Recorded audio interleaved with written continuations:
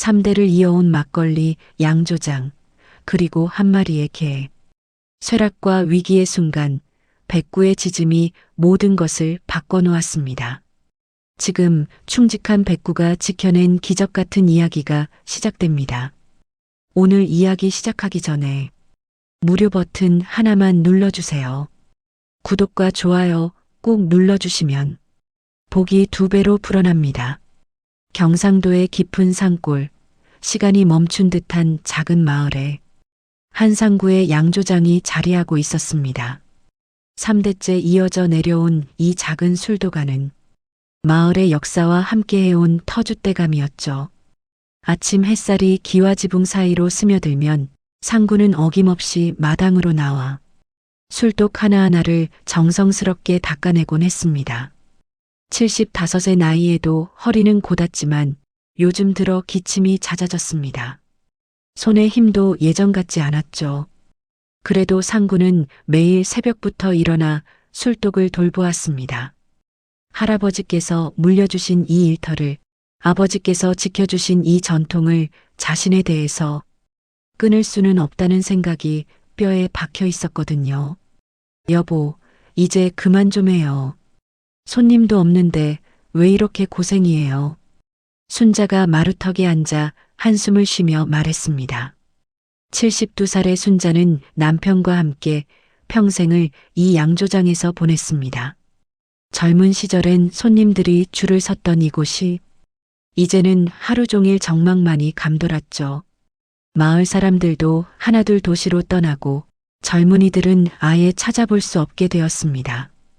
이 빚더미 속에서 언제까지 버틸 거예요?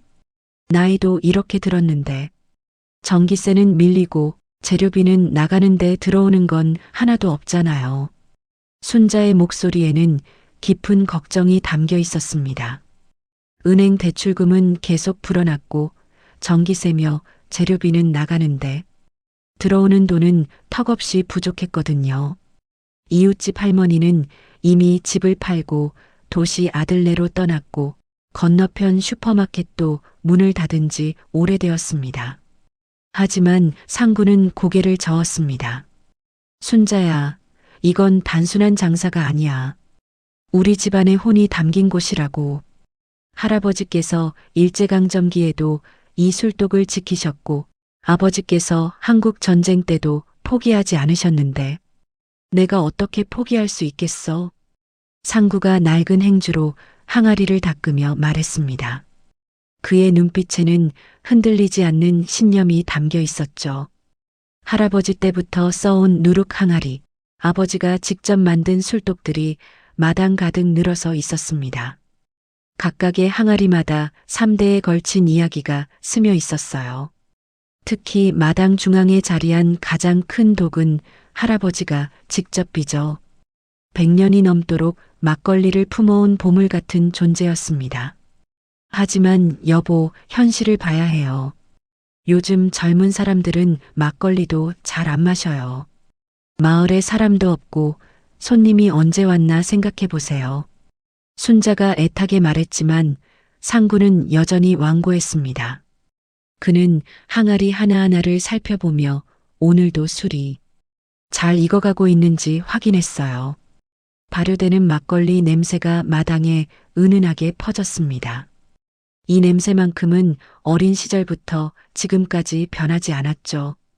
마당 한편에서는 진돗개 백구가 느긋하게 앉아 주인을 바라보고 있었습니다. 10살이 된 백구는 상구가 이 양조장을 지키기 시작한 때부터 곁을 지켜온 든든한 동반자였죠. 상구가 어디를 가든 백구는 그림자처럼 따라다녔고 밤에는 마당을 지키며 잠들곤 했습니다. 백구의 털은 하얗고 윤이 났으며 눈동자는 늘 주인에 대한 충성으로 빛났어요. 백구야, 너는 알겠지? 이 집이 얼마나 소중한지 말이야. 내가 태어날 때부터 이 술독 냄새를 맡으며 자랐잖아. 상구가 백구의 머리를 쓰다듬으며 말했습니다. 백구는 꼬리를 살짝 흔들며 상구를 올려다봤어요. 그 눈빛에는 말없는 이해와 충성이 담겨 있었습니다. 백구는 이 집의 역사를 몸으로 기억하고 있는 듯 했어요. 점심때가 되자 마을 이장이 급하게 찾아왔습니다. 상구야, 큰일 났다. 재개발 업체에서 사람들이 와서 측량하고 다녀갔어. 우리 마을 전체가 개발 대상지라는데. 이장의 얼굴은 창백했습니다. 40년 넘게 이 마을에서 살아온 이장에게도 이런 일은 처음이었거든요. 그게 무슨 소리야? 갑자기 왜? 상구가 놀라며 물었습니다. 도시에서 대기업이 들어와서 이 일대를 전부 사들여서 아파트 단지 짓겠다는 거야. 보상금도 꽤 많이 준다던데. 보상금이 얼마나 많아도 우리 양조장은 팔 수 없어. 상구가 단호하게 말했지만 이장은 고개를 저었습니다. 상구야, 개인이 어떻게 대기업을 상대하겠어? 온 마을이 다 개발되는데 너 혼자 버틸 수 있겠나? 오후가 되자 마을 어귀가 소란스러워졌습니다. 정장을 입은 사람들이 여러 명 나타나 이곳저곳을 둘러보며 무언가를 측정하고 있었어요. 그들은 줄자를 들고 다니며 집들 사이의 거리를 재고 카메라로 사진을 찍어댔습니다. 마을 사람들이 하나둘 모여들어 수군거리기 시작했습니다. 저 사람들이 뭐 하는 거래? 재개발 관련해서 온 것 같던데. 우리 집 앞에서도 뭔가 재고 갔어. 진짜로 이 동네가 다 밀린다는 소문이 사실인가 보네. 이장님이 그러는데 보상금이 꽤 된다던데. 마을 사람들 사이에서는 기대감과 불안감이 동시에 감돌았습니다. 평생 가난하게 살아온 사람들에게는 목돈을 받을 수 있는 기회였지만 동시에 터전을 잃는다는 두려움도 있었거든요. 상구는 멀리서 그 광경을 지켜보며 얼굴을 찌푸렸습니다. 며칠 전부터 마을에는 재개발 이야기가 돌고 있었지만 이렇게 현실로 다가올 줄은 몰랐어요. 측량하는 사람들의 모습을 보니 이것이 단순한 소문이 아니라는 걸 알 수 있었습니다. 설마 우리 양조장까지야. 상구가 중얼거렸지만 마음 한편으로는 불안이 스며들었습니다.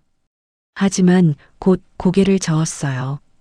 3대째 이어온 이 터전을 그렇게 쉽게 포기할 수는 없었거든요. 저녁이 되어 순자가 저녁상을 차렸습니다.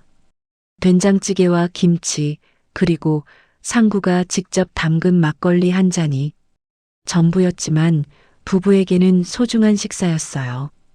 백구는 마당에서 저녁을 먹고 있었습니다.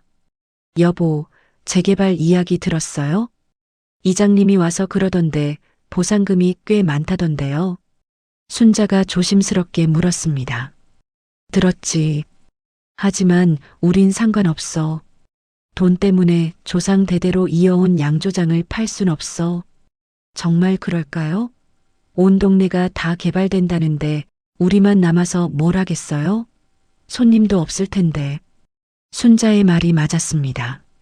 마을 사람들이 모두 떠나면 양조장을 지킨다 해도 의미가 있을까요? 하지만 상구의 생각은 달랐어요. 상구는 젓가락을 내려놓고 창밖을 바라봤습니다. 어둠 속에서도 술독들의 실루엣이 보였어요. 저 항아리들 하나하나가 자신의 인생이었고 가문의 전통이었습니다. 할아버지의 손때가 묻은 독, 아버지가 직접 구워 만든 항아리, 그리고 자신이 평생 돌봐온 술들이 그곳에 있었어요. 그날 밤 상구는 잠들지 못하고 마당으로 나왔습니다. 백구가 졸고 있다가 주인을 발견하고 꼬리를 흔들었어요.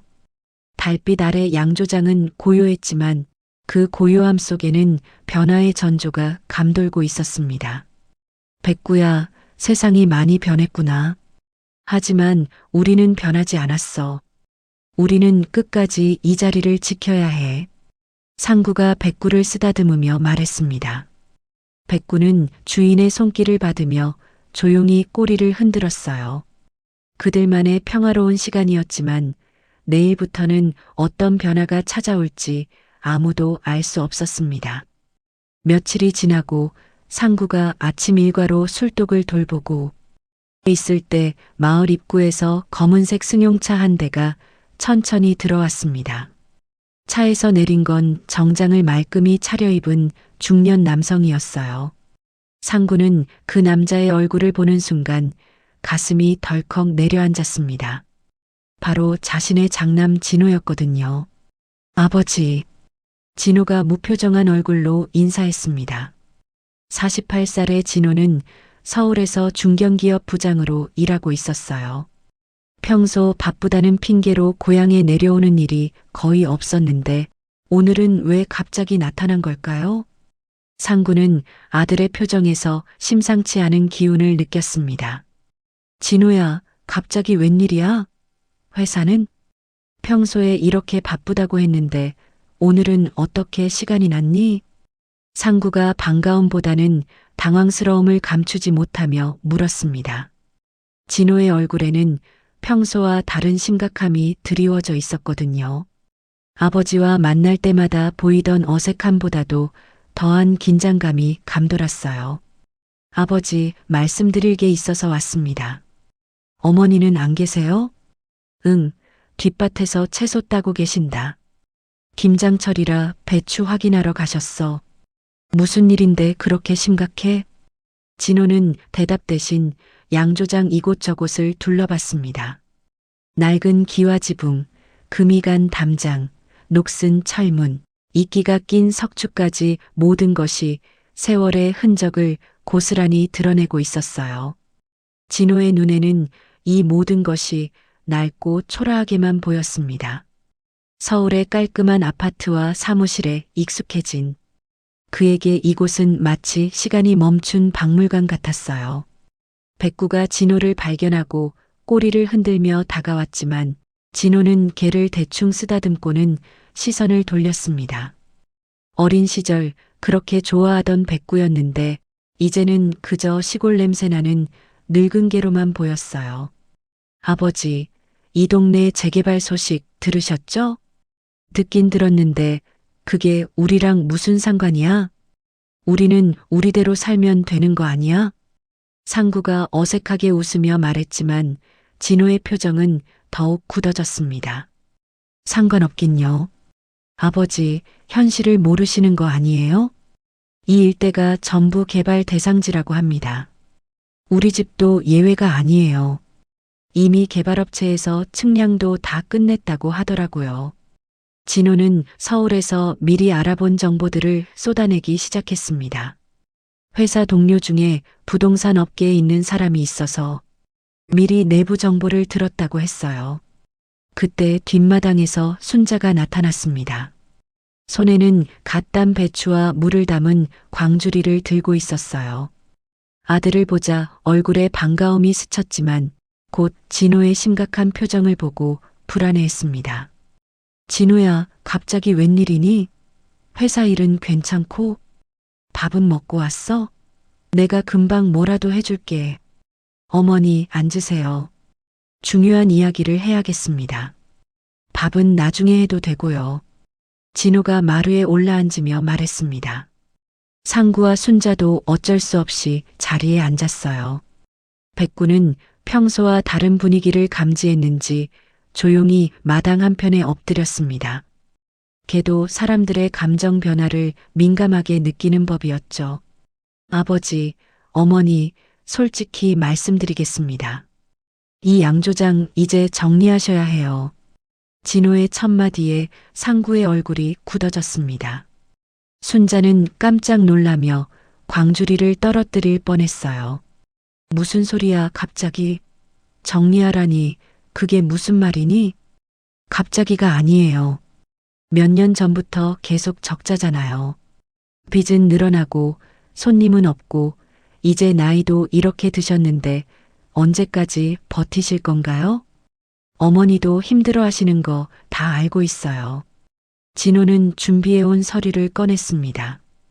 은행 대출 현황, 매출 추이, 그리고 재개발 계획서까지 모든 자료가 깔끔하게 정리되어 있었어요.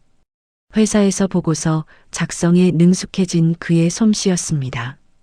보세요, 아버지. 지난 5년간 매출이 계속 줄어들었어요. 작년에는 거의 손님이 없었고 올해는 더 심하잖아요. 그런데 고정비는 그대로 나가고 은행 이자는 계속 늘어나고 있어요. 자료를 보여주며 설명하는 진호의 목소리는 차분했지만 그 안에는 답답함이 가득했습니다. 게다가 이번 재개발로 이 동네 전체가 사라집니다.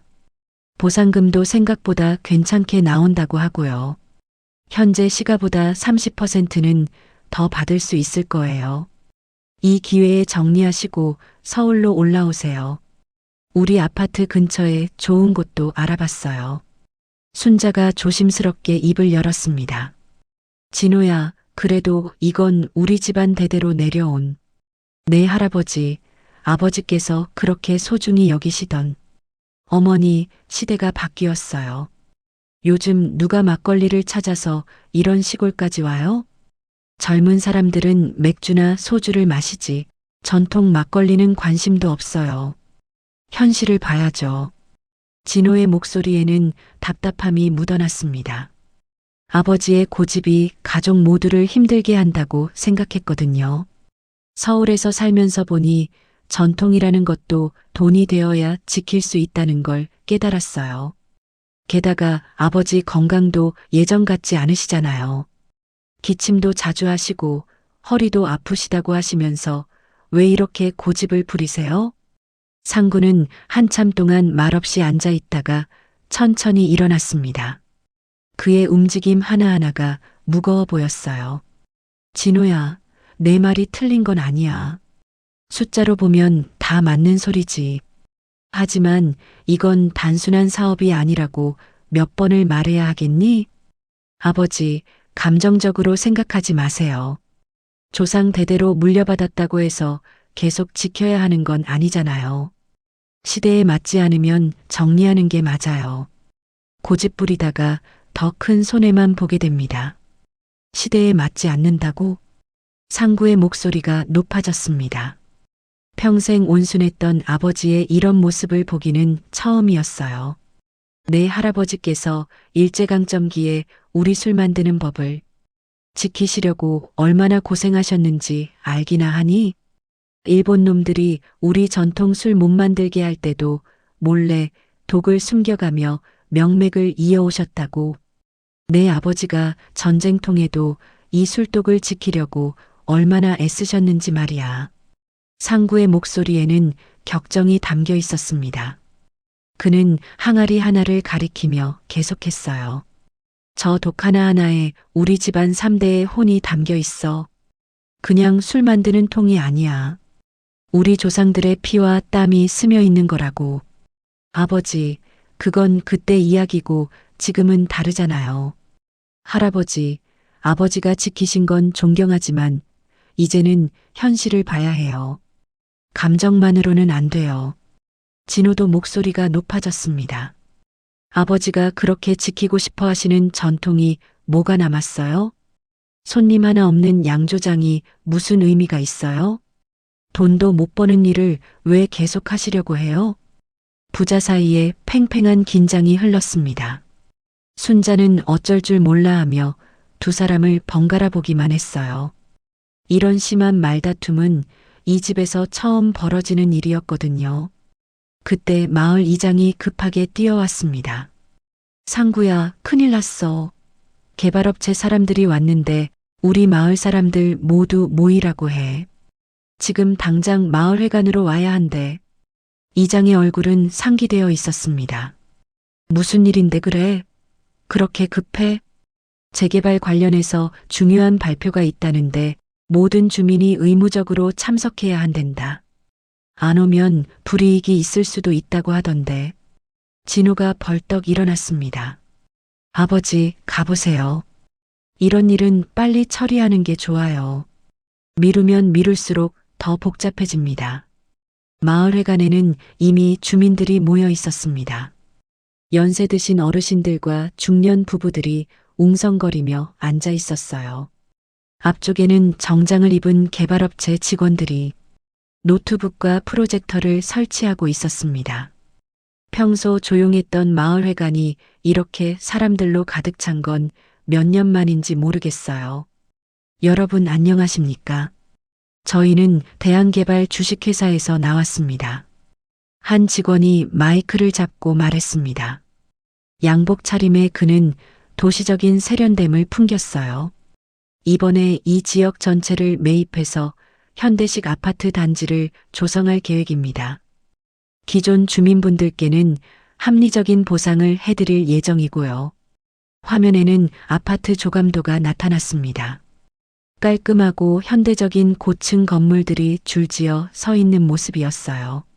지금의 낡은 시골 마을과는 완전히 다른 세상이었습니다. 보상금은 현재 시가보다 상당히 높게 책정되어 있습니다. 또한 원하시는 분들께는 새 아파트 우선 분양권도 드릴 수 있고요. 이런 기회는 흔하지 않습니다. 주민들 사이에서 웅성거림이 일었습니다. 대부분 긍정적인 반응이었어요. 평생 가난하게 살아온 사람들에게는 목돈을 받을 수 있는 절호의 기회였거든요. 그런데 한 가지 문제가 있습니다. 직원의 말에 회관이 조용해졌습니다. 이 개발 사업은 해당 지역 주민 전원의 동의가 있어야 진행할 수 있습니다. 한 분이라도 반대하시면 사업이 무산될 수 있어요. 순간 모든 사람들의 시선이 상구에게 쏠렸습니다. 마을에서 재개발을 반대할 만한 사람은 상구뿐이었거든요. 상구 씨, 어떻게 생각하십니까? 개발업체 직원이 직접 상구에게 물었습니다. 회관 안의 모든 사람들이 상구의 대답을 기다리고 있었어요. 진호는 아버지의 팔을 살짝 잡으며 눈빛으로 신호를 보냈습니다. 제발 현명한 선택을 해달라는 간절함이 담겨 있었죠. 상구는 한참 동안 말없이 앉아 있다가 천천히 일어났습니다. 회관 안이 숨소리조차 들릴 정도로 조용해졌어요. 모든 시선이 그에게 집중되는 가운데 상구는 떨리는 목소리로 말했습니다. 죄송하지만 저희 양조장은 팔 수 없습니다. 회관이 순식간에 술렁이기 시작했습니다. 여기저기서 한숨소리와 원성이 터져 나왔어요. 상구야, 왜 그래? 보상금도 좋다는데. 맞아. 우리 모두 잘 되는 일인데 왜 반대해? 혼자 고집 부리면 어떻게 해? 우리는 어쩌라고. 주민들의 원성이 쏟아졌습니다. 평생 이웃으로 지내온 사람들이 상구를 원망하는 눈빛으로 바라보았어요. 진호는 얼굴이 빨개져서 아버지를 말렸습니다. 아버지, 다시 생각해 보세요. 이건 아버지 혼자만의 문제가 아니에요. 개발업체 직원이 마이크를 다시 잡았습니다. 상구 씨, 혹시 보상금에 대해 불만이 있으시다면 협의할 수 있습니다. 합리적인 선에서 조정이 가능해요. 아니에요. 돈 문제가 아닙니다. 이 양조장은 제 목숨보다 소중한 곳이에요. 절대 팔 수 없어요. 상구의 단호한 대답에 회관 분위기가 더욱 험악해졌습니다. 이장이 나서서 상구를 달랬지만 소용없었어요. 상구야, 마을 전체를 생각해봐. 내 혼자 때문에 우리 모두가 피해를 보게 생겼잖아. 하지만 상구의 의지는 흔들리지 않았습니다. 죄송합니다. 하지만 제 결정은 바뀌지 않을 겁니다. 개발업체 직원들은 서로 눈짓을 주고받더니 한 명이 앞으로 나왔습니다. 덩치가 크고 인상이 험한 남자였어요. 상구 씨, 이렇게 나오시면 저희도 곤란합니다. 사업이라는 게 일정이 있는 법이거든요. 그의 목소리에는 위협적인 느낌이 묻어났습니다. 며칠 더 시간을 드릴 테니 신중히 생각해 보세요. 좋게 해결했으면 하는데 안 그러면 다른 방법을 써야 할지도 모르겠네요. 진호가 아버지 앞을 막아섰습니다. 무슨 협박입니까? 이건 합법적인 절차로 진행되어야 할 일이잖아요. 협박이 아니라 충고입니다. 세상이 어떻게 돌아가는지 잘 모르시는 것 같아서 말씀드리는 거예요. 그날 밤 양조장으로 돌아온 가족들 사이에는 무거운 침묵이 흘렀습니다. 진호는 화가 나서 말도 걸지 않았고 순자는 걱정에 잠 못 이루었어요. 여보, 정말 괜찮을까요? 오늘 그 사람들 말투가 보통이 아니던데. 괜찮아. 법치국가에서 무슨 일이 있겠어. 상구가 말했지만 목소리에는 확신이 없었습니다. 백구도 평소와 달리 불안한 듯 마당을 서성거리고 있었어요. 이틀 후 상구의 걱정이 현실이 되었습니다. 오후 늦게 양조장 앞에 검은색 승용차 2대가 나타났어요. 차에서 내린 건 정장을 입긴 했지만 영락없는 조폭들이었습니다. 문신이 비치는 목과 험한 인상이 그들의 정체를 말해주었죠. 여기가 한상군의 양조장이지? 선두에 선 남자가 큰 소리로 말했습니다. 목소리만 들어도 심상치 않은 분위기였어요. 상구가 마당으로 나오자 그들은 우르르 몰려들었습니다. 아저씨, 우리 얘기 좀 들어보시죠. 누구신지요? 무슨 일로? 뭐 특별한 건 아니고 이 동네 개발 관련해서 왔습니다. 아저씨가 계속 반대하신다면서요? 조폭 우두머리가 비웃듯 말했습니다. 그건 제 권리 아닙니까? 팔고 안 팔고는 제가 정할 일이죠. 권리요? 아저씨, 세상이 그렇게 단순하지 않습니다. 때로는 양보할 줄도 알아야 하는 법이죠. 그들은 양조장 곳곳을 둘러보기 시작했습니다. 술독을 발로 차보고 담장에 기대어 담배를 피우며 은근히 위협을 가했어요. 여기 참 낡았네요. 언제 무너져도 이상하지 않을 것 같은데. 위험하지 않나요? 한 조폭이 술독을 손가락으로 툭툭 치며 말했습니다. 손 치워주세요. 그건 100년 넘은 전통 항아리예요. 상구가 급하게 말렸지만 조폭들은 신경 쓰지 않았어요. 100년? 그럼 더 위험하겠네요. 언제 깨져도 이상하지 않을 텐데. 순자가 집안에서 떨며 이 광경을 지켜보고 있었습니다. 백구는 으르렁거리며 주인을 보호하려 했지만 상구가 말렸어요. 걔가 덤벼봤자 더 큰 화만 당할 게 뻔했거든요. 아저씨, 우리도 원래는 이런 방법 안 씁니다. 하지만 아저씨가 너무 완고하게 나오시니까 어쩔 수 없네요. 조폭 우두머리가 상구 앞으로 다가와 말했습니다. 마지막으로 한 번 더 말씀드리겠습니다. 좋게 말할 때 넘기시오. 안 그러면 손님 하나도 못 붙을 거요. 장사하기 힘들어질 겁니다. 지금 협박하는 거예요? 협박이 아니라 현실적인 조언입니다. 이 동네에서 장사하려면 분위기를 읽을 줄 알아야죠. 그들은 1시간 넘게 양조장 주변을 어슬렁거리며 온갖 시비를 걸었습니다. 술독 뚜껑을 멋대로 열어보고 담장에 낙서를 하고 마당에 담배꽁초를 버리며 난동을 부렸어요. 아저씨, 생각 잘해보시기 바랍니다. 우리도 참을성이 한정되어 있거든요. 마지막 말을 남기고 그들이 떠난 후 양조장은 엉망이 되어 있었습니다. 마당 곳곳에 담배꽁초가 널려 있고 담장에는 욕설이 적혀 있었어요. 여보, 어떡해요? 정말 무서워요. 순자가 떨리는 목소리로 말했습니다. 걱정 마.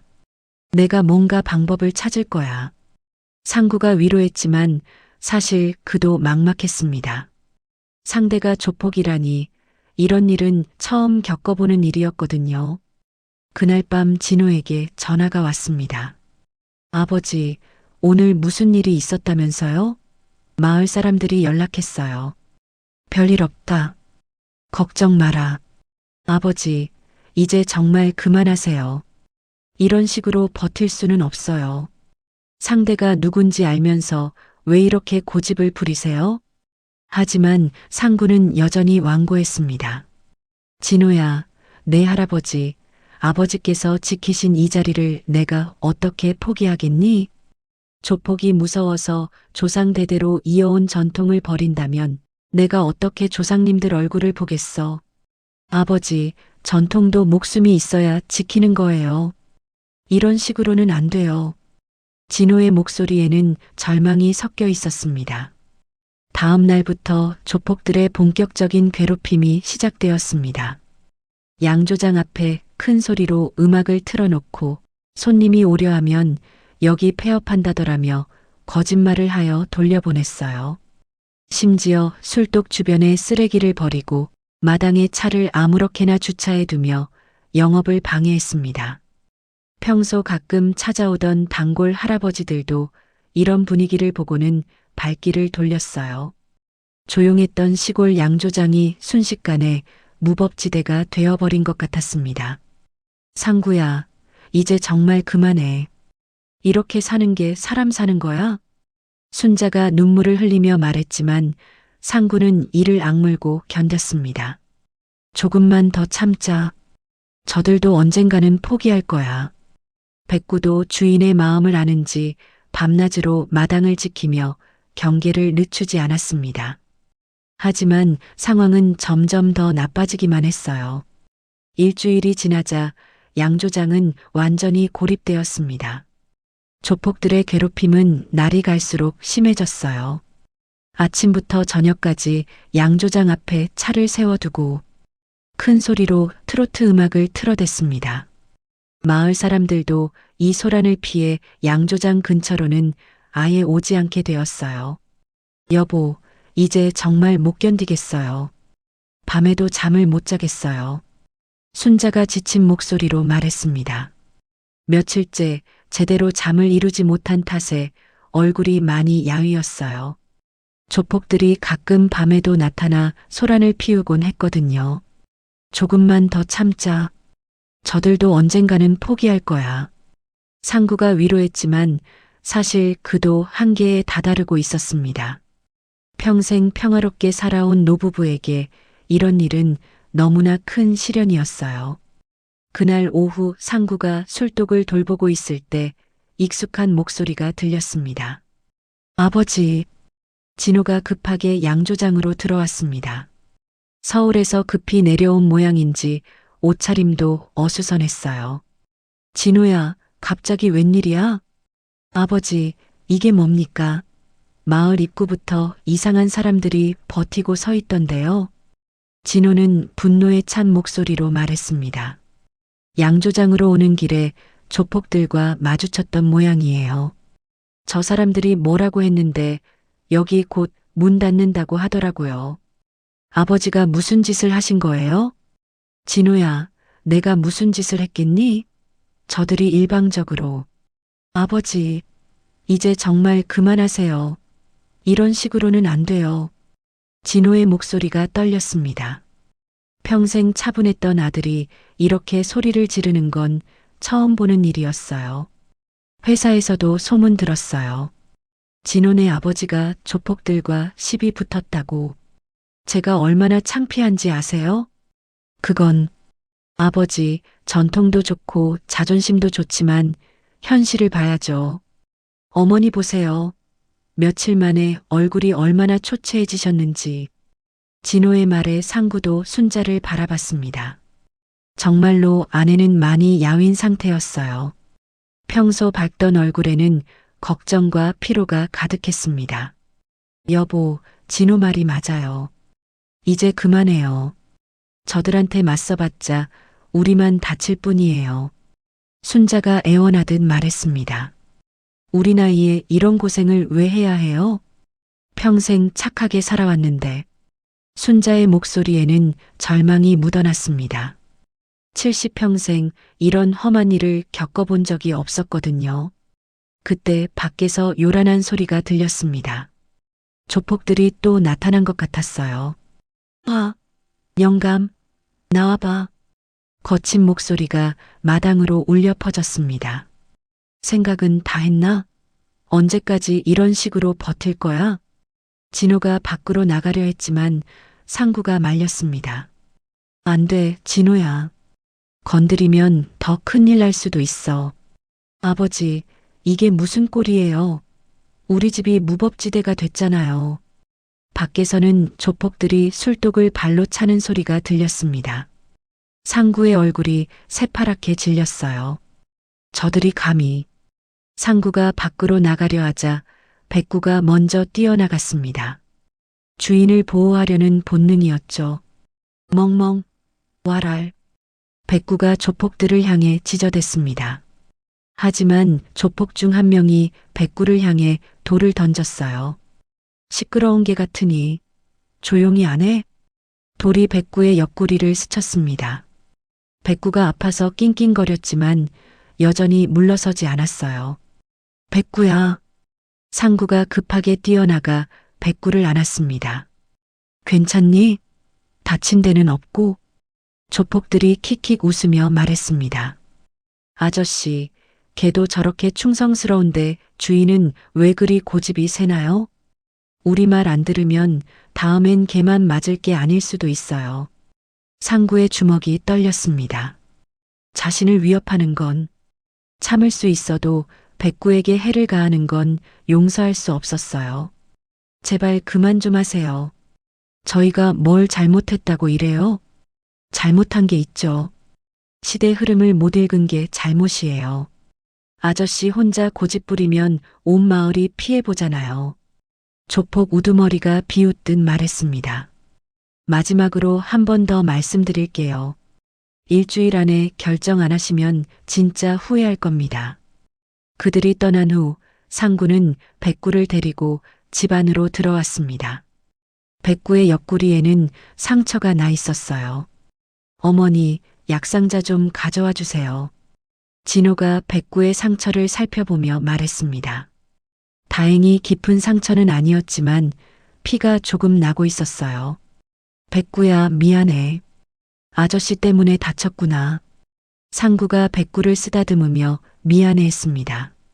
백구는 아픈데도 꼬리를 살짝 흔들며 주인을 위로하는 듯 했어요. 아버지, 이제 정말 그만하세요. 이런 일이 또 생기면 어떡해요? 진호가 간청했습니다. 저 사람들이 백구를 다치게 했는데 다음엔 아버지나 어머니한테 해를 가할지도 몰라요. 그날 밤 상구는 잠들지 못하고 마당에 나와 앉았습니다. 백구도 주인 곁에 조용히 앉아 있었어요. 달빛 아래 술독들이 고요히 서 있었지만 그 평화로움도 이제는 언제까지 지속될지 알 수 없었습니다. 백구야, 내가 잘못 생각한 걸까? 상구가 백구에게 속삭이듯 말했습니다. 할아버지, 아버지께서 지켜오신 이 자리를 내가 포기해야 하는 건가? 백구는 대답 대신 주인의 손을 살짝 핥았습니다. 그 따뜻한 감촉이 상구에게는 큰 위로가 되었어요. 다음 날 아침 상구가 술독을 확인하러 나갔을 때 충격적인 광경이 펼쳐졌습니다. 술독 여러 개에 돌이 던져져 있었고 한 개는 아예 금이 가 있었어요. 이걸 어떻게... 상구의 다리에 힘이 빠졌습니다. 할아버지 때부터 써온 소중한 술독이 이렇게 훼손된 걸 보니 가슴이 미어지는 것 같았어요. 순자가 뒤따라 나와 그 광경을 보고는 주저앉았습니다. 여보, 이제 정말 끝인가 봐요. 저들이 이런 짓까지 하다니. 어머니, 괜찮아요. 고칠 수 있어요. 진호가 어머니를 부축하며 말했지만 사실 그도 충격을 감추지 못했습니다. 아버지, 이제 정말 답이 안 나와요. 계속 이런 식으로는 못 버텨요. 상구는 금이 간 술독을 쓰다듬으며 눈물을 흘렸습니다. 100년 넘게 막걸리를 품어온 소중한 독이 하루아침에 이렇게 망가진 걸 보니 마음이 찢어지는 것 같았어요. 그날 오후 마을 이장이 찾아왔습니다. 상구야, 이제 정말 그만해야겠다. 마을 사람들이 모두 불안해하고 있어. 저 조폭들 때문에 밤에도 못 자겠다는 사람들이 많아. 이장의 얼굴에는 피로가 가득했습니다. 미안해, 이장님. 내 때문에. 미안하다고 해결될 일이 아니야. 상구야, 내 마음은 이해하지만 현실을 봐야지. 너 혼자 어떻게 저 사람들을 당하겠어? 그날 저녁 가족들이 모여 앉았습니다. 진호는 아예 휴가를 내고 며칠 더 있기로 했어요.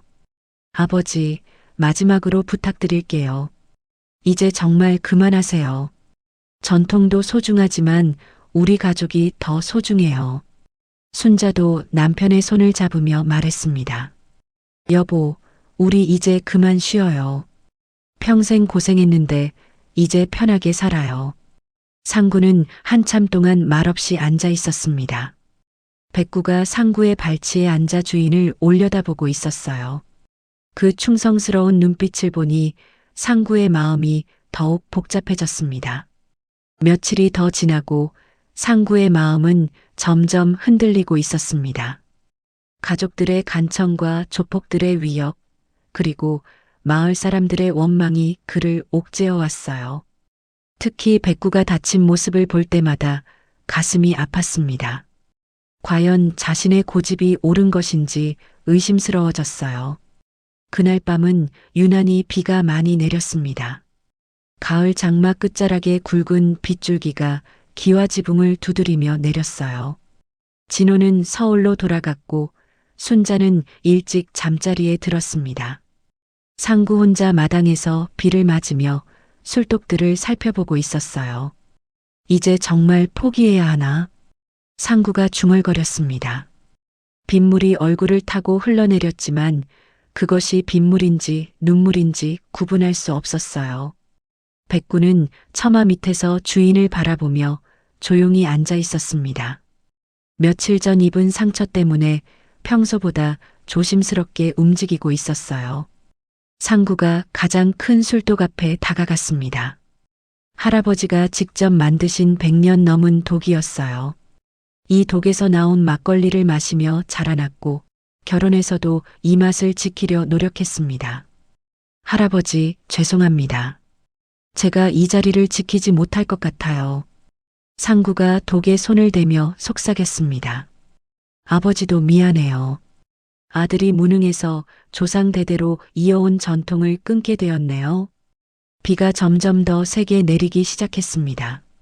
상구는 우산도 쓰지 않고 그대로 비를 맞고 있었어요. 오늘 밤이 이 양조장에서의 마지막 밤이 될 것 같았습니다. 술독을 하나씩 둘러보며 작별 인사를 하고 있을 때였습니다. 갑자기 발밑이 미끄러졌어요. 비에 젖은 마당 바닥이 미끄러웠던 겁니다. 아! 상구가 비틀거리더니 그만 가장 큰 술독 안으로 빠져버렸습니다. 독이 워낙 크고 깊어서 상구의 몸이 완전히 들어가 버린 거예요. 술독 안은 깊고 좁아서 혼자서는 빠져나올 수 없었습니다.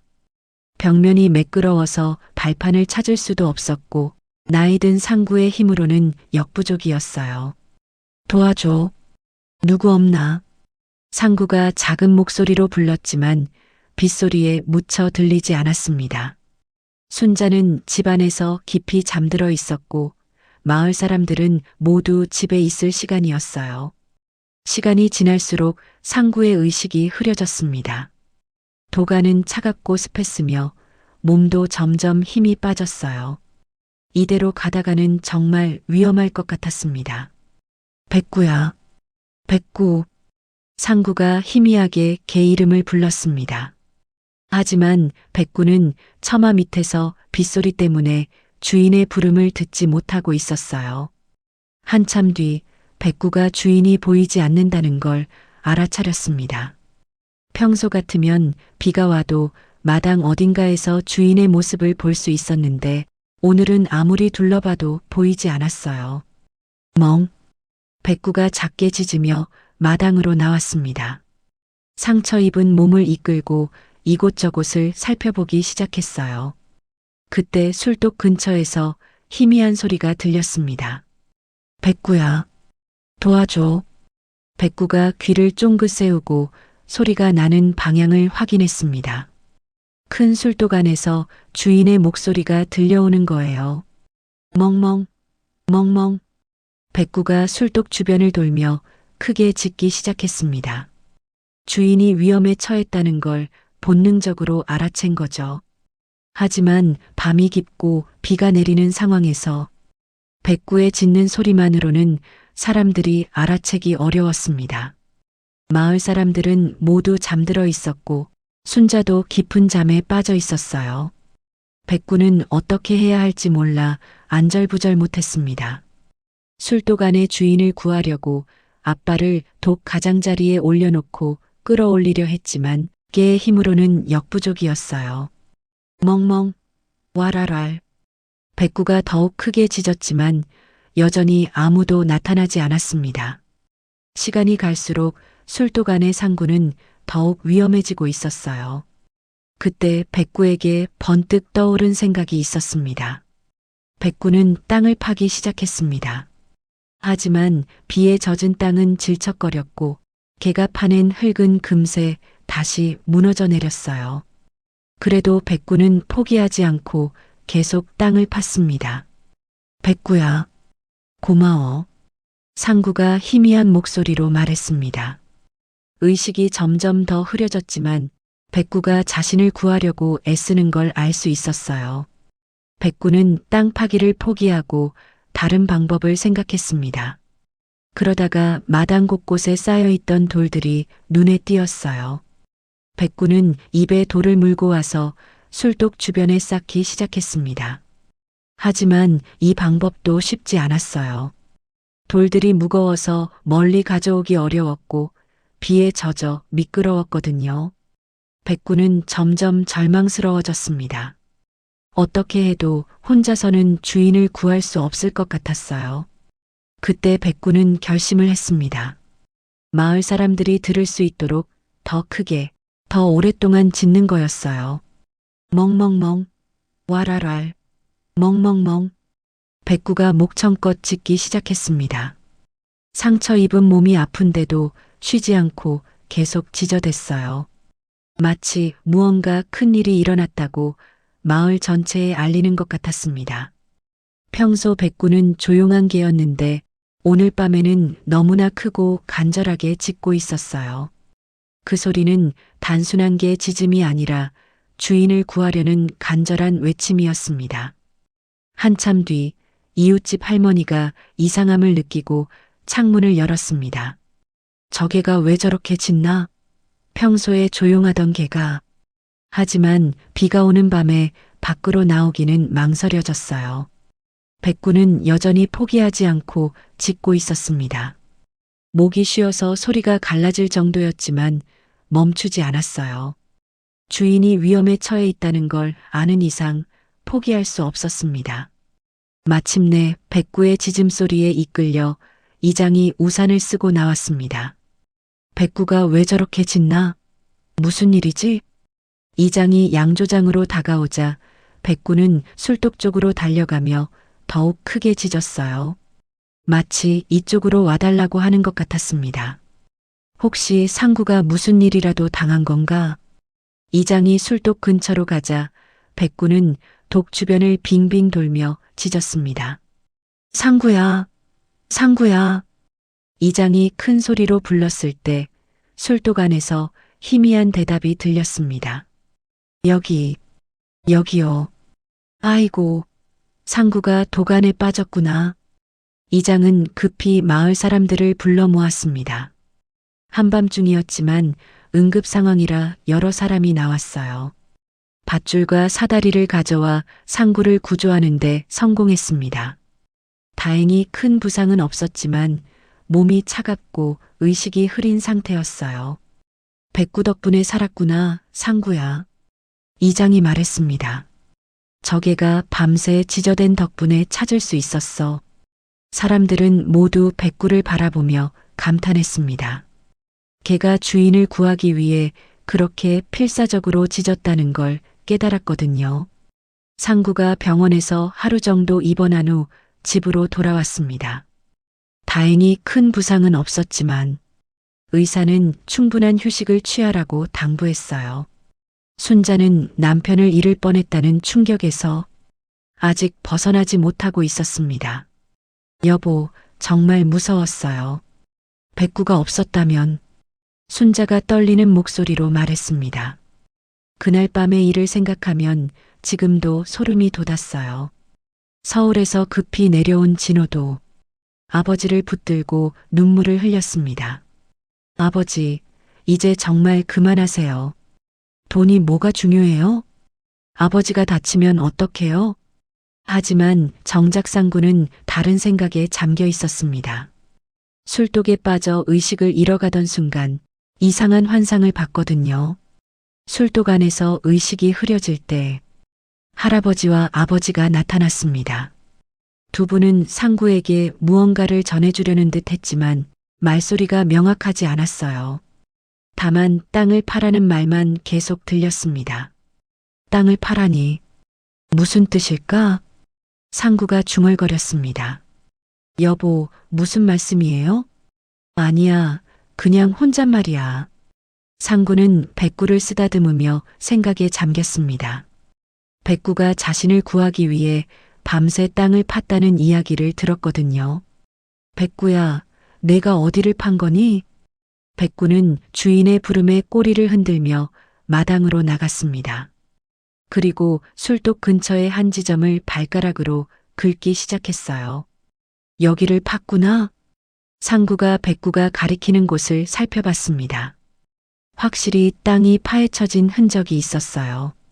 하지만 비 때문에 대부분 다시 메워진 상태였습니다. 그때 갑자기 조폭들이 나타났습니다. 상구가 사고를 당했다는 소문을 듣고 온 모양이었어요. 아저씨, 무사하셨네요. 다행이다. 조폭 우두머리가 비웃듯 말했습니다. 하지만 이번 일로 깨달으셨을 거예요.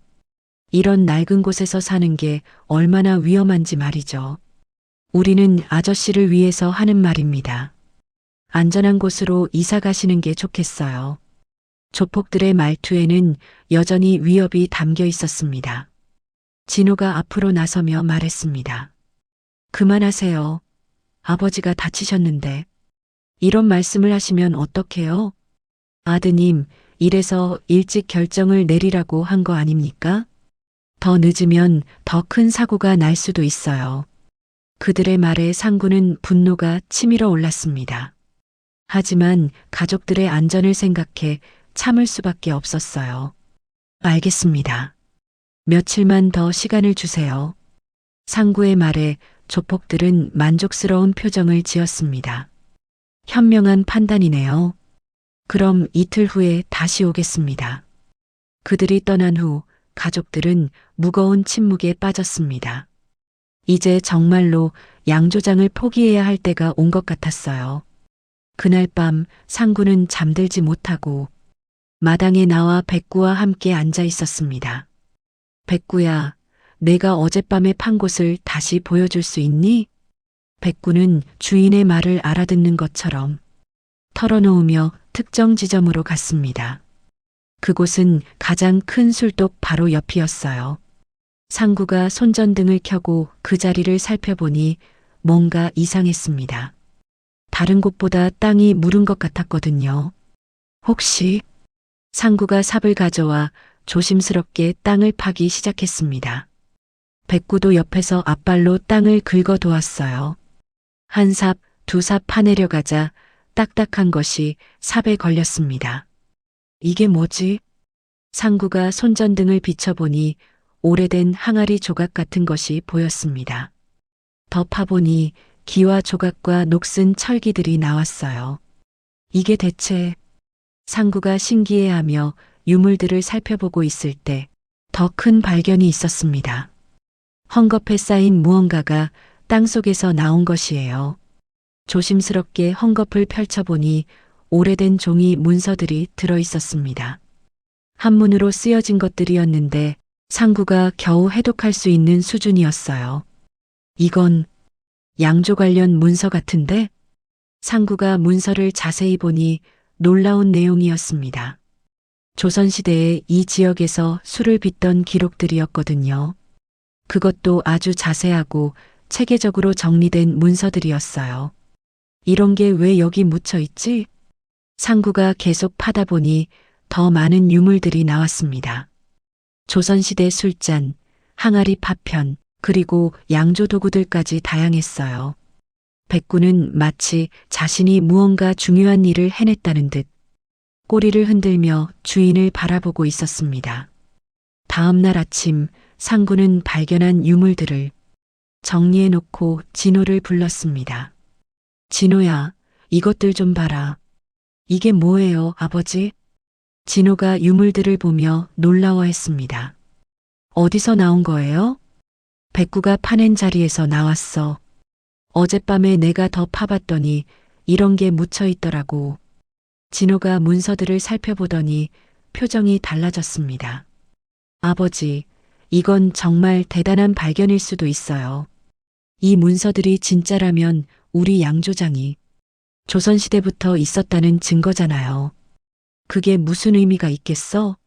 아버지, 이런 건 문화재청에 신고해야 해요. 역사적 가치가 있을 수 있거든요. 순자도 나와서 유물들을 신기하게 바라봤습니다. 여보, 이런 게 우리 마당에 묻혀 있었다니. 백구가 찾아낸 거야. 어젯밤에 나를 구하려고 땅을 파다가 우연히 발견한 거지.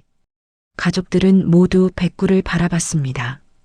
백구는 자신이 한 일이 대단한 건지도 모르고 평온하게 앉아 있었어요. 진호야, 정말 문화재청에 신고해야 하나? 네, 아버지. 이런 발견은 국가에 신고하는 게 의무예요. 그리고 만약 이게 진짜 문화재라면 진호의 말이 끝나기 전에 조폭들이 나타났습니다. 아저씨, 약속했잖아요. 오늘 결정하기로. 하지만 이번에는 상구의 태도가 달랐습니다. 죄송하지만 일단 기다려주세요. 중요한 발견이 있었거든요. 무슨 발견요? 조폭들이 의아해하며 마당을 둘러봤습니다. 그들의 눈에는 여전히 낡은 양조장으로만 보였어요. 곧 문화재청에서 전문가들이 올 예정입니다. 그때까지는 이곳을 건드릴 수 없어요. 상구의 말에 조폭들의 얼굴이 굳어졌습니다. 아저씨, 농담하는 거 아니죠? 시간 끌려고 거짓말하는 거 아니고? 거짓말이 아닙니다. 여기 보세요. 상구가 발견한 유물들을 보여주자 조폭들도 당황했습니다. 이게 뭐예요? 조선시대 유물들입니다. 우리 백구가 찾아낸 거예요. 백구는 조폭들을 경계하며 으르렁거렸습니다. 며칠 전 자신을 돌로 던진 것을 기억하고 있는 것 같았어요. 조폭 우두머리가 부하에게 뭔가 지시하더니 급히 전화를 걸기 시작했습니다. 상황이 복잡해진 것을 개발업체에 보고하는 모양이었어요.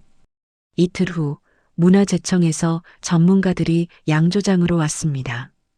진호가 신고한 유물들을 조사하기 위해서였어요.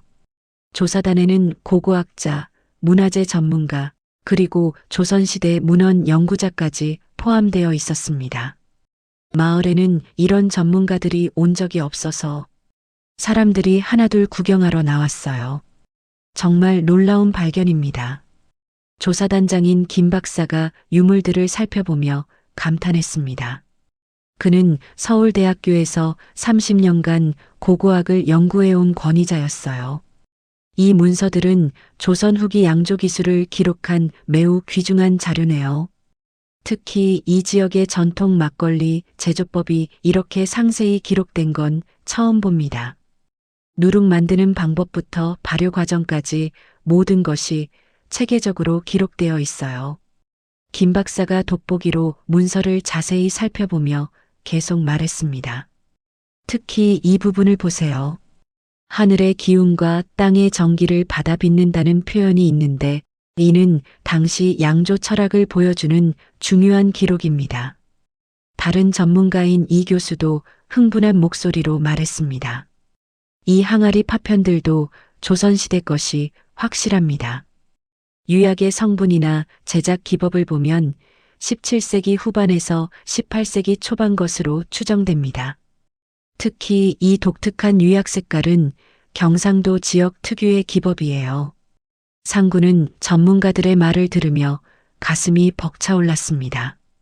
할아버지께서 늘 말씀하시던 우리 집안의 역사가 깊다는 말이 이렇게 증명되는 순간이었어요.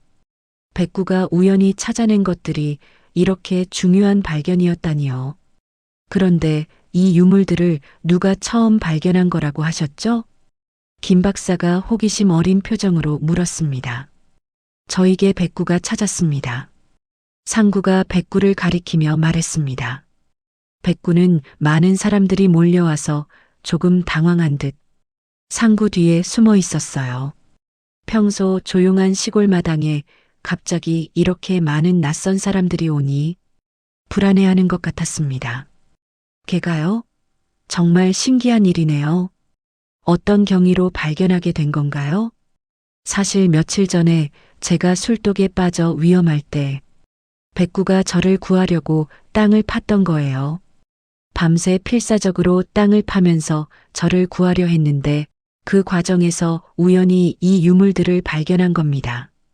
상구가 그날 밤의 일을 자세히 설명하자 전문가들이 더욱 신기해했습니다. 김 박사가 고개를 끄덕이며 말했습니다. 그렇다면 이게가 한국 고고학사의 한 획을 그은 셈이군요. 정말 기적 같은 일입니다. 깨의 주인을 구하려는 본능이 이렇게 중요한 역사적 발견으로 이어지다니. 사실 저희 집안이 3대째 이곳에서 양조업을 해왔거든요. 할아버지께서 늘 이 땅에는 조상들의 혼이 담겨 있다고 말씀하셨는데 이제야 그 의미를 알 것 같아요. 상구의 말에 전문가들이 관심을 보였습니다. 그럼 실제로 이 자리에서 3대째 전통 방식으로 술을 빚어오신 건가요? 네, 그렇습니다. 할아버지께서 물려주신 제조법을 그대로 이어받아 지금까지 만들고 있어요. 조사가 계속되면서 더 놀라운 사실들이 밝혀졌습니다. 발굴 지점을 확장하자 조선시대 양조장의 기초 구조물들이 나타난 거예요. 돌로 쌓은 기단과 배수로 그리고 발효실로 추정되는 구조물까지 완전한 형태로 보존되어 있었습니다. 이건 정말 대발견입니다. 고고학자가 흥분해서 말했습니다. 이 지역에 조선시대부터 양조장이 있었다는 물리적 증거가 나온 겁니다. 게다가 현재까지도 같은 자리에서 전통 방식으로 술을 빚고 있다니 이는 문화적 연속성을 보여주는 매우 중요한 사례입니다. 전국적으로도 이런 경우는 극히 드물어요. 전문가들은 발굴 현장을 꼼꼼히 조사하며 사진을 찍고 도면을 그렸습니다. 백구는 사람들이 자신이 파낸 자리를 열심히 조사하는 모습을 신기하게 바라보고 있었어요. 그때 개발업체 사람들이 급하게 나타났습니다. 조폭들이 보고한 상황을 확인하러 온 것 같았어요. 정장 차림의 그들은 발굴 현장을 보고 얼굴이 굳어졌습니다. 무슨 일입니까? 여기서 무엇을 하고 계신지요? 개발업체 팀장으로 보이는 사람이 날카롭게 물었습니다. 수십억이 투입된 프로젝트가 위험해질 수 있는 상황이었거든요. 김 박사가 신분증을 보여주며 침착하게 대답했습니다. 문화재청 조사단입니다. 이곳에서 중요한 문화재가 발견되어 긴급 조사 중입니다. 문화재요? 그런 건 처음 듣는데요. 이 지역은 이미 개발 허가가 모두 완료된 곳입니다. 개발업체 직원의 얼굴이 굳어졌습니다. 사전 문화재 조사도 끝났고 모든 법적 절차를 마친 상태인데 지금 와서 문화재가 나왔다는 게 말이 됩니까? 새로 발견된 유물에 대해서는 추가 조사가 필요합니다. 문화재보호법 제14조에 따라 조사가 완료될 때까지는 어떤 개발 행위도 중단되어야 합니다. 김 박사의 말에 개발업체 직원들이 당황했습니다. 수십억이 들어간 프로젝트가 갑자기 중단될 위기에 처한 거예요. 혹시 이 양조장 소유주가 개발을 방해하려고 미리 묻어둔 가짜 유물일 수도 있지 않습니까? 개발업체 직원이 의심스러운 눈으로 상구를 바라보며 말했습니다. 그런 의혹을 제기하시는군요. 김 박사가 냉정하게 말했습니다. 하지만 이 유물들의 진위는 과학적 분석을 통해 확인됩니다. 탄소 연대 측정이나 성분 분석, 연루미네선스 연대 측정은 절대 조작할 수 없거든요. 더구나 이렇게 많은 유물을 완벽하게 조작한다는 건 현실적으로 불가능합니다. 개발업체 사람들은 더 이상 할 말이 없어 보였습니다. 하지만 쉽게 포기할 수는 없었어요. 그래도 정확한 검증이 필요하지 않겠습니까? 성급하게 개발을 중단시키면 엄청난 경제적 손실이 발생합니다. 물론입니다. 정밀 분석을 통해 확실히 검증하겠습니다. 하지만 그때까지는 현장 보존이 우선입니다. 조사단은 유물들을 수거해 연구소로 가져갔습니다. 며칠 후 과학적 분석 결과가 나왔는데 모든 유물이 진짜 조선시대 것으로 판명되었어요. 탄소 연대 측정 결과 17세기에서 18세기 사이의 것으로 확인되었고 토기 성분 분석에서도 조선시대 경상도 지역 특유의 성분이 검출되었습니다. 그 소식이 언론에 알려지면서 양조장은 일약 화제의 중심이 되었습니다. 전국 각지에서 기자들이 몰려왔고 방송국에서도 취재를 나왔어요. 조선시대부터 이어진 전통 양조장, 충견이 발견한 귀중한 문화재, 300년 역사의 막걸리, 개 한 마리가 지켜낸 조선의 혼. 신문 헤드라인들이 이렇게 뽑혔을 정도였어요. 백구는 하루아침에 전국적으로 유명한 개가 되었습니다. 며칠 후 문화재청에서 공식 발표가 있었습니다. 한상구씨의 양조장 부지 일대를 국가지정 문화재 사적으로 지정하고 문화재 보호구역으로 설정합니다. 이곳은 조선시대부터 현재까지 이어진 양조 문화의 산증인으로서 보존 가치가 매우 높습니다. 이 발표와 함께 개발 계획은 전면 백지화되었습니다. 문화재 보호구역으로 지정된 곳에서는 어떤 개발도 불가능했거든요.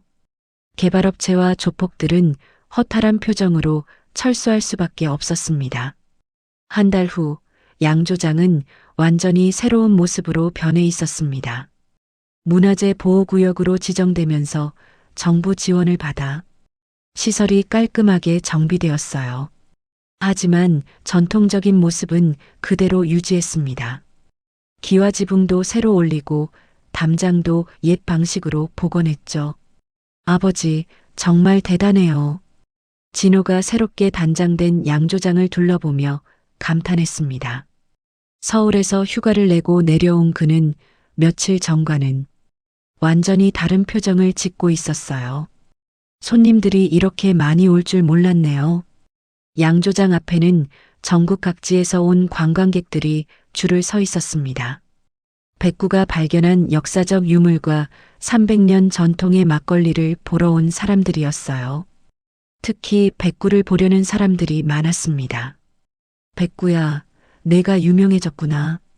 상구가 백구를 쓰다듬으며 말했습니다. 백구는 갑작스러운 관심에 조금 당황스러워하면서도 꼬리를 흔들었어요. 사람들이 자신을 좋아한다는 걸 알 수 있었거든요. 마을 사람들도 하나둘 양조장으로 놀러 왔습니다. 며칠 전까지만 해도 상구를 원망했던 사람들이었지만 이제는 감사의 마음으로 가득했어요. 상구야, 내 덕분에 우리 마을이 관광 명소가 됐잖아. 이장이 환한 표정으로 말했습니다. 민박집도 몇 개 생기고 식당도 새로 열었어. 젊은 사람들이 돌아와서 장사하겠다고 하더라고. 정말로 마을에는 활기가 돌기 시작했습니다. 빈집들에 사람들이 들어와 살기 시작했고 오랫동안 문 닫았던 상점들도 다시 열었어요.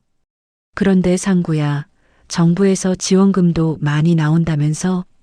네, 전통문화 계승 지원금이랑 문화재 관리비까지 해서 꽤 됩니다. 이제 걱정 없이 전통을 이어갈 수 있게 됐어요. 상구의 얼굴에는 만족스러운 미소가 떠올랐습니다. 며칠 전까지만 해도 빚 때문에 걱정이 태산 같았는데 이제는 오히려 여유가 생겼어요. 그때 문화재청의 김 박사가 찾아왔습니다. 상구 씨, 좋은 소식이 있어서 왔습니다. 무슨 소식인가요? 이곳이 유네스코 세계문화유산 잠정 목록에 올라갈 예정입니다. 조선시대부터 현재까지 이어진 양조 문화의 연속성이 세계적으로도 매우 희귀한 사례거든요. 김 박사의 말에 모든 사람들이 놀라워했습니다. 세계문화유산이요? 네, 아직 확정은 아니지만 가능성이 매우 높습니다. 특히 백구가 발견한 유물들이 결정적인 증거가 되었어요. 백구는 자신의 이름이 나오자 귀를 쫑긋 세웠습니다. 무슨 이야기인지는 모르지만 사람들이 자신을 칭찬하는 것 같았어요. 그리고 또 하나 제안이 있습니다. 백구 이야기를 다큐멘터리로 만들고 싶어 하는 방송국이 있어요. 한국사를 바꾼 개라는 제목으로 말이죠. 상구가 백구를 바라보며 말했습니다. 백구야, 내가 정말 대단한 일을 해냈구나. 우리 조상들의 혼을 지켜낸 거야. 저녁이 되어 관광객들이 모두 돌아간 후 가족들이 모여 앉았습니다. 진호는 회사에 사직서를 내고 아이의 고향으로 내려와서 아버지를 돕기로 했어요. 아버지, 제가 서울에서 배운 마케팅 지식으로 우리 막걸리를 전국에 알려보겠습니다. 그래, 진호야. 이제 우리 집안의 전통을 너에게 제대로 가르쳐 줄게. 상구가 진호의 어깨에 손을 올리며 말했습니다. 할아버지와 아버지께서 지켜주신 이 소중한 전통을 내가 이어받아서 후손들에게 물려줘야 한다. 순자도 행복한 표정으로 두 사람을 바라봤습니다. 여보, 이제 정말 마음이 놓여요. 우리 집안의 전통이 영원히 이어질 것 같아요. 그날 밤 상구는 백구와 함께 마당에서 밤하늘을 바라보고 있었습니다. 별들이 유난히 밝게 빛나고 있었어요. 백구야, 내가 없었다면 우리 집안의 300년 역사가 끊어질 뻔했어. 상구가 백구를 쓰다듬으며 말했습니다. 내가 나를 구하려고 땅을 팠을 때 사실은 우리 조상들의 혼이 너를 통해 역사를 지키려고 했던 게 아닐까? 백구는 주인의 따뜻한 손길을 받으며 만족스럽게 눈을 감았습니다. 며칠 전까지만 해도 위험에 처했더니 집이 이제는 평화롭고 행복한 곳이 되었어요. 할아버지, 아버지, 이제 안심하셔도 됩니다. 우리 집안의 전통은 계속 이어질 거예요. 상구가 하늘을 올려다보며 속삭였습니다. 다음 날 아침 양조장에는 또다시 많은 관광객들이 찾아왔습니다. 그들은 모두 백구와 사진을 찍고 싶어 했어요. 백구는 이제 사람들과 사진 찍는 것에도 익숙해져서 의젓하게 포즈를 취했습니다. 저 개가 정말 역사를 바꾼 개구나. 신기해요. 개가 이렇게 중요한 발견을 하다니. 관광객들의 감탄사가 끊이지 않았습니다. 상구는 방문객들에게 직접 막걸리를 따라주며 가문의 역사를 들려주었어요. 이 막걸리는 300년 전 조선시대부터 같은 방법으로 만들어 온 거예요. 우리 백구가 발견한 문서에도 똑같은 제조법이 기록되어 있답니다. 사람들은 막걸리를 마시며 그 깊은 맛에 감탄했습니다. 300년의 전통이 만들어낸 특별한 맛이었어요. 이 맛이 바로 조선의 맛이군요. 한 관광객이 말했습니다. 네, 우리 조상들이 마시던 바로 그 맛입니다. 오후가 되자 특별한 손님이 찾아왔습니다. 문화재청장이 직접 양조장을 방문한 거예요. 상구 씨, 그리고 백구. 두 분 덕분에 우리나라 문화재 보존사의 새로운 장이 열렸습니다. 문화재청장이 정중하게 인사했습니다. 특히 백구에게는 특별한 표창을 드리고 싶습니다. 문화재 보존 유공동물이라는 전례 없는 상을 만들었어요. 백구는 목에 걸린 예쁜 메달을 받았습니다. 전국에서 처음으로 동물이 받는 문화재 보존 유공상이었어요. 멍멍. 백구가 한 번 짖었는데 마치 감사 인사를 하는 것 같았습니다. 사람들이 모두 웃으며 박수를 쳤어요. 그날 저녁 마을 사람들이 모두 모여 축하 잔치를 열었습니다. 상구의 막걸리와 마을 할머니들이 만든 음식들이 푸짐하게 차려졌어요. 상구야, 정말 고마워. 내 덕분에 우리 마을이 살았어. 백구도 고마워. 내가 우리 마을의 영웅이야. 사람들은 상구와 백구에게 진심 어린 감사를 표했습니다. 밤이 깊어갈 무렵 상구는 다시 백구와 함께 조용한 마당에 앉았습니다. 멀리서 들려오는 사람들의 웃음소리가 따뜻했어요. 백구야, 내 지짐이 단순한 게 지짐이 아니었구나. 조선의 혼을 깨우는 소리였어. 백구는 주인을 올려다보며 꼬리를 살랑 흔들었습니다. 그 눈빛에는 변함없는 충성과 사랑이 담겨 있었어요. 이제 이 작은 시골 마을은 전국에서 사람들이 찾아오는 문화유산이 되었습니다. 백구 한 마리의 사랑과 충성이 300년의 전통을 지켜냈고 조선의 혼을 현재에 되살려 놓았어요. 상구의 양조장에서는 오늘도 조선시대와 똑같은 방법으로 막걸리가 익어가고 있습니다. 그리고 백구는 여전히 주인 곁을 지키며 이 소중한 전통의 파수꾼 역할을 하고 있어요. 백구의 지짐은 이제 더 이상 단순한 개소리가 아닙니다. 그것은 조선의 혼을 지키고 전통을 이어가라는 조상들의 메시지였던 것입니다. 쇠락하던 전통 양조장, 그리고 주인을 살리기 위해 밤새 짓고 땅을 파던 백구. 그 충직한 마음은 결국 한 생명을 살리고 잊혀져 가던 전통까지 되살렸습니다. 이 이야기가 말해주는 건 분명합니다. 진심은 반드시 통하고 끝까지 포기하지 않으면 기적은 우리 곁에 찾아옵니다. 혹시 오늘 이야기가 여러분께 작은 용기 한 줌이라도 되었다면 지금 겪고 계신 어려움 속에서도 반드시 길은 열릴 거라 믿으시길 바랍니다. 누군가가 무시해도 세상이 냉정해도 끝까지 자신을 믿고 나아가면 결국 봄은 찾아옵니다. 댓글로 여러분의 이야기를 들려주세요.